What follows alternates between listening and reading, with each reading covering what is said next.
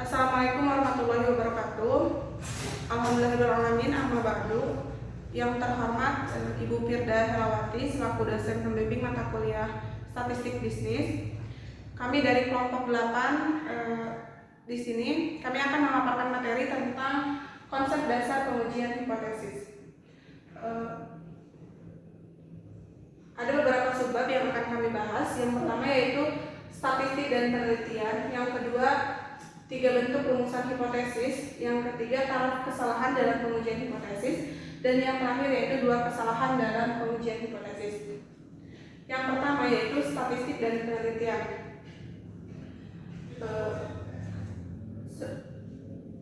Hipotesis statistik yaitu bisa diartikan sebagai pernyataan statistik tentang parameter populasi. Dengan kata lain, hipotesis merupakan taksiran terhadap parameter populasi melalui data sampel. Yang kedua yaitu ada penelitian hipotesis. Nah, penelitian hipotesis di sini bisa diartikan sebagai jawaban sementara terhadap rumusan masalah penelitian. Kemudian ada 2 formula hipotesis. Yang pertama yaitu H0 atau hipotesis 0. Dan yang kedua yaitu ada hipotesis alternatif. Di mana keduanya ini saling berkebalikan dan juga saling berhubungan. Bila hipotesis 0 ini bisa dikatakan sebagai pengujian yang ditolak sesudah data yang ditolak sesudah pengujian. Kemudian hipotesis alternatif yaitu data yang diterima setelah pengujian hipotesis. Lanjut ke materi yang kedua yaitu 3 bentuk rumusan hipotesis. Yang pertama ada hipotesis deskriptif. Hipotesis deskriptif di sini adalah dugaan tentang suatu variabel mandiri. Contoh, misalkan ada sebuah rumusan masalah tentang seberapa tinggi daya tahan lampu merek A. Jadi di sini tuh ditanya, si peneliti itu disuruh meneliti seberapa jumlah daya tinggi tahan lampu, seberapa besar, berapa jam sih daya tahan lampu merek A ini. Kemudian hipotesis yang dihasilkan yaitu daya tahan lampu merek A ini sama dengan 800 jam. Ini dugaan sementaranya. Setelah menghasilkan hipotesis baru dilakukan sebuah pengujian. Yang kedua, contoh yang kedua yaitu suatu perusahaan minuman harus mengikuti ketentuan bahwa salah satu unsur kimia hanya boleh dicampurkan paling banyak 1%. Berarti di dugaan sementaranya yaitu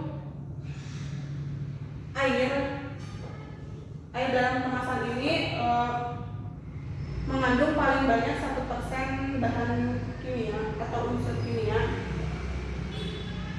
Kemudian akan diuji. Lalu hipotesis statistiknya H0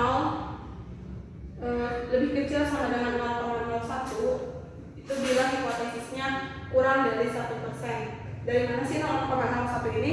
0,01 ini adalah bisa sama dengan 1% ya. Kemudian bila air dalam kemasan itu melebihi unsur kimianya melebihi 1%, maka hipotesisnya diterima, yaitu rumusnya hipotesis alternatif lebih besar sama dengan 0,01. Demikian materi yang dapat saya sampaikan. Selanjutnya materi yang selanjutnya akan disampaikan oleh rekan saya. Baik, saya akan melanjutkan materi yang telah disampaikan tadi dari macam-macam hipotesis. Yang kedua yaitu macam hipotesisnya hipotesis komparatif, di mana hipotesis komparatif itu adalah pernyataan yang menunjukkan dugaan nilai dalam suatu variabel atau lebih pada sampel yang berbeda. Contohnya, apakah ada perbedaan daya tahan lampu merek A dan merek B? Nah, langsung kita buat rumusan hipotesisnya atau dugaan sementaranya. Dugaan sementara yang pertama yaitu tidak terdapat perbedaan daya tahan lampu antara lampu merek A dan B. Jadi dugaan sementaranya itu tidak terdapat perbedaan antara lampu merek A dan B. Yang kedua,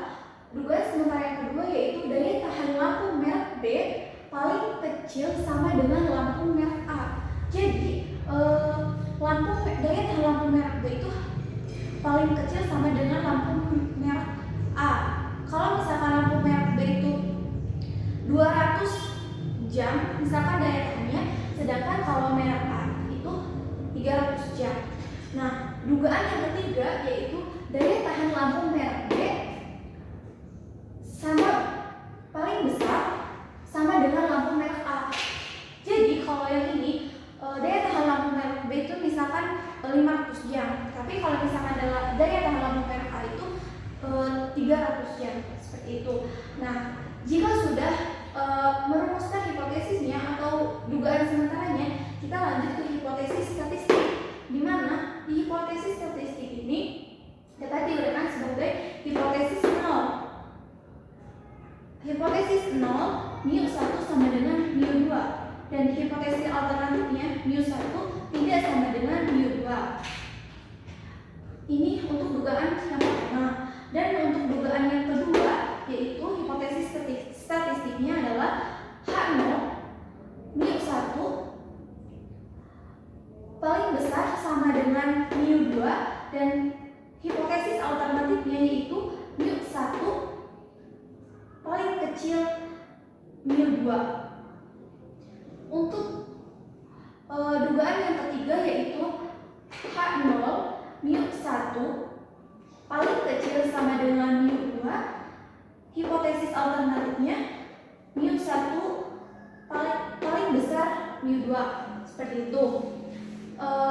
Yang ketiga, macam hipotesis yang ketiga yaitu hipotesis hubungan atau hipotesis asosiatif, di mana suatu pernyataan yang menunjukkan dugaan tentang hubungan antara dua variabel atau lebih. Contohnya itu, apakah ada hubungan antara gaya kepemimpinan dengan efektivitas kerja? Nah, langsung kita buat rumusan hipotesisnya, karena rumusan hipotesisnya adalah tidak ada hubungan antara gaya kepemimpinan dan efektivitas kerja. Jadi hipotesisnya adalah 0. Langsung dapat disimpulkan bahwa hipotesis statistik H0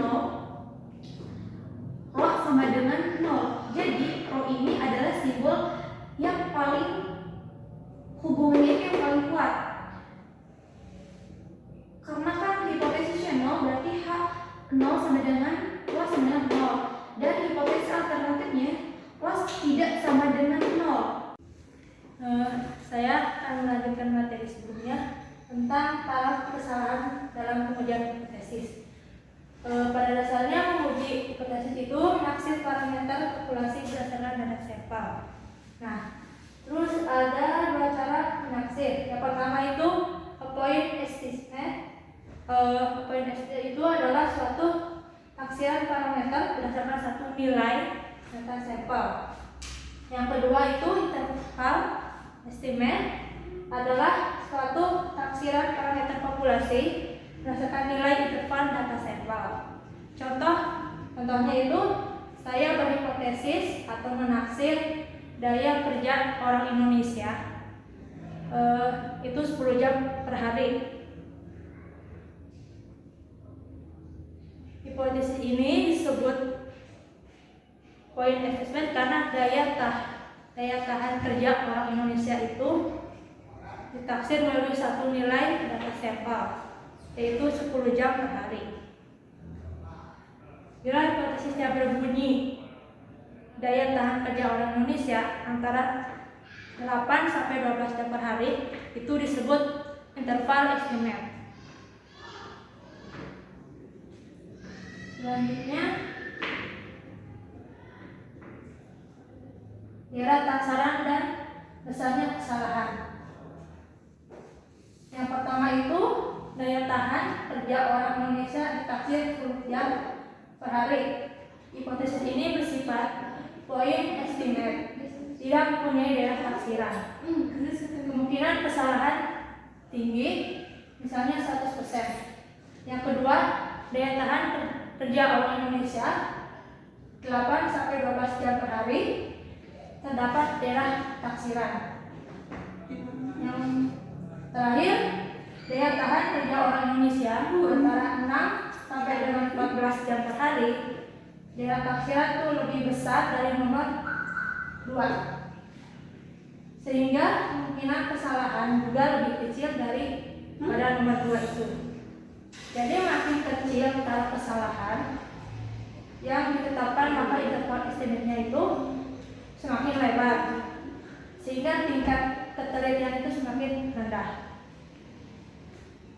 Terus selanjutnya kesalahan dalam pengujian hipotesis. Berdasarkan data sampel terdapat 2 kesalahan, yaitu kesalahan tipe 1. Kesalahan tipe 1 itu adalah suatu kesalahan bila menolak hipotesis 0 yang benar. Dalam hal ini tingkat kesalahan dinyatakan dengan alfa. Yang kedua, kesalahan tipe 2, yaitu kesalahan bila menerima hipotesis yang salah, tingkat kesalahannya itu dinyatakan dengan beta.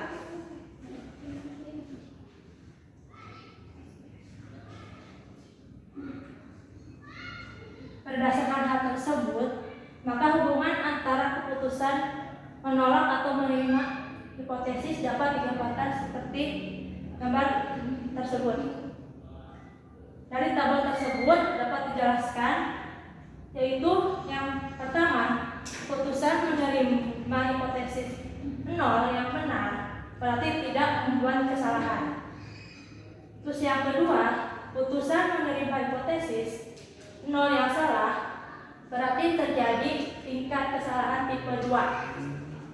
Terus yang selanjutnya, keputusan menolak hipotesis 0 yang benar berarti terjadi kesalahan tipe 1. Jadi yang terakhir, keputusan menolak hipotesis 0 yang salah berarti tidak menerima kesalahan. Seperti itu. Mungkin cukup sekian materi yang dapat kami sampaikan. Kurang lebihnya mohon maaf. Wassalamualaikum warahmatullahi wabarakatuh.